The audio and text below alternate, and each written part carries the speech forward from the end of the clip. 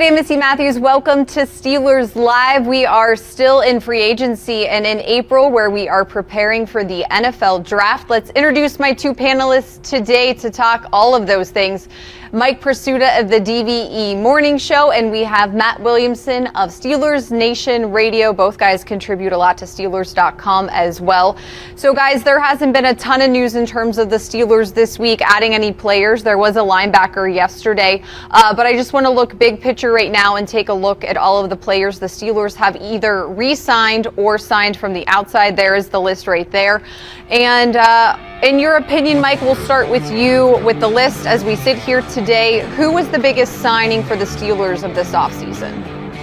I think the most significant one's Cam Sutton, but I want to go outside the lines a little bit here and talk about a guy who's kind of an under-the-radar signing that I think may prove to be significant, and that is Cassius Marsh, outside linebacker. You know, he only got it's not a multi-year, zillion-dollar deal, but this is a guy who came to the Steelers late in the season. He played for 3 teams last year. Okay, this could not have been easy, but he's been with Seattle, San Francisco, Arizona, Indianapolis, Jacksonville, New England, and Pittsburgh.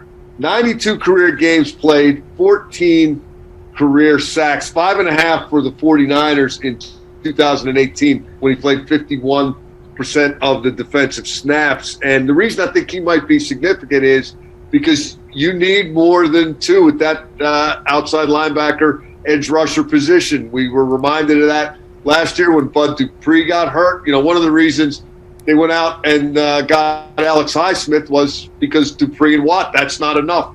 Now you have Highsmith and Watt, that's still not enough. So a veteran guy who's played games in the league, who's had some success in the league, and Missy, if he can get some sacks, his celebration is going to make T.J. Watt and Joey Porter look tame by comparison. Color me curious to see what kind of role Cassius Marsh winds up having this year. Okay, Matt, in terms of your opinion, who's the biggest signing for the Steelers so far in free agency? Yeah, Marsh is a good one. I mean, he fits the scheme well, great special teamer as well. I took the low-hanging fruit, though, with Sutton, and you know, obviously he was the Steelers' top priority. They went out of their way. They're not usually aggressive right when free agency opens. They were with this guy.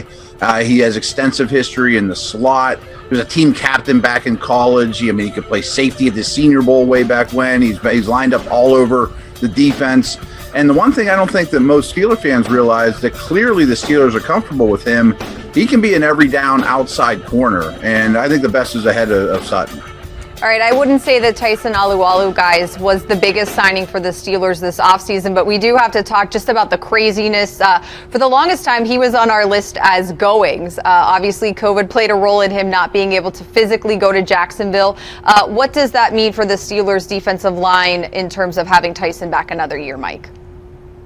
Well, I think the biggest deal is that you solidify yourself going into the draft. You don't have, okay, we got to get a guy here. You know, a lot of teams like to approach free agency that way. The Steelers are definitely one of them, that you just kind of get your bases covered so that you can draft as you see fit, not reach for need. And, you know, I don't think it's bringing back a difference-making player, but it's certainly a player that contributes to the big picture and plays a lot of significant snaps and does a significant job. So you'd much rather have him than not.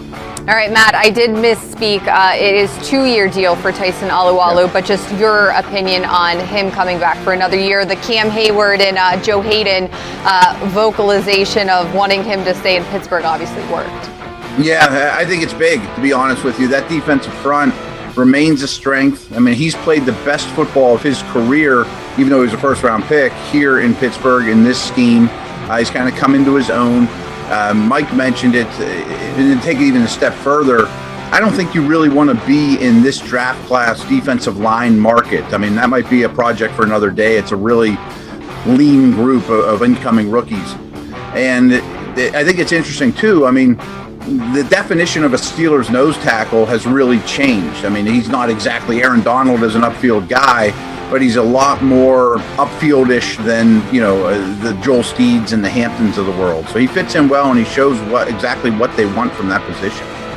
Okay, guys, we have lots of fan questions that were submitted for today. We're going to go back and forth between the two of you, and you guys have been doing an awesome job with the triple take, so we do have some draft questions here. Mike, we'll start with you. This one is from our friend Heather. Out of these two positions, would you take offensive lineman or running back in the first round of the draft? From the Steelers' perspective. Yes, from the Steelers' perspective and in your opinion. I'm not asking you to predict, but if you had those powers and you were the Steelers, which one of those two would you go with?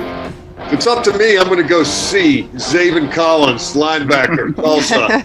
But in terms of the running game, I think what Heather's getting at, would the line fix the running game more than a back would fix the running game? And I think that will come down to what you think of what you already have. You know, if you have a really good line, then you can get away with maybe less than an all-pro running back. If you have a Hall of Fame running back, he's going to cover some of the warts of a less than stellar offensive line. So I think some of it depends on what you think you have already in terms of which direction you head to fix it. All right, Matt, you are up next. This is a question from, let's see, Pittsburgh Steelers path to the draft, a very specific one. Would the Steelers draft two of the same position in the same draft this year, meaning two running backs or two linebackers? Probably not. I mean, there's a lot of things that they really need to address. Maybe if you trade down at some point and you pick up some extra picks, you might have that luxury. The only position I could see it possibly happening is if you get a big bruising type running back, maybe the second, third round. If you don't use your first round pick there, maybe late in the draft you double down on somebody that falls that has a lot of talent, or a receiving type back that could also line up in the slot. Those type of guys, somebody that Matt Canada would probably like. But overall, I think they'll be pretty much diversified and go a lot of different directions. All right, Mike, coming back to you with this question from Berg Runner. Any chance, in your opinion, the Steelers will re-sign Vince Williams? No, I don't think so. I think, Vince is one of those older school inside linebackers, and the game is changing. And if you followed the Triple Take podcast and our draft previews that Matt and I and Dale Lawley have been working so extensively to bring to the fans. One of the things that we're all really impressed with is how many inside linebackers there are that are fast. Big guys who can play the run and also cover. They don't kill you in the passing game. You got to be multifaceted now, and that's the way the game is headed. And, Vince Williams, what he did very well, but I think they're looking for more versatility at that position, more Devin Bush types than those big thumping Vince Williams types. Okay, Matt, this question is for you. It is from Closer to 50. What positions represent the biggest gap between low supply and high demand in the draft overall? Yeah, this is something we kind of talked about earlier. Without question, to me, it's defensive linemen, interior defensive linemen, whether it's nose tackles, three techniques, just defensive tackles in general, 300-pounders on defense. It's a really light crop, and that's something that the NFL covets now, to get immediate pressure. I mean, the ball comes out so fast. Steelers passing game is a perfect example. The best way to influence that is by getting pressure through the A and B gaps right off the bat, as opposed to coming off the edge. And this class just doesn't have a lot there right now. All right, time for our final fan question. This one, guys, is my favorite. Nicole wants to know which Steeler would make the best Jeopardy host, current roster, and then all time. No pressure, Mike, you're first. Oh, current? Cam Hayward. Okay. I think he's got an interesting take on things. I like his sense of humor, the way he would laugh and engage with people.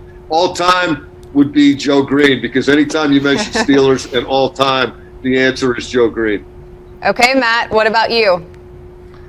I don't know the current group as well as you guys do, to be very honest. Joe Hayden comes to mind, but I really think when you look back, how about a guy named like Craig Wolfley? I mean, he probably knows all the answers, though, is the problem. I mean, Wolf just is probably a Jeopardy master. I would go with a combination of James Harrison, Greg Lloyd, Jack Lambert. And wow. The consequences for getting things wrong would be dire.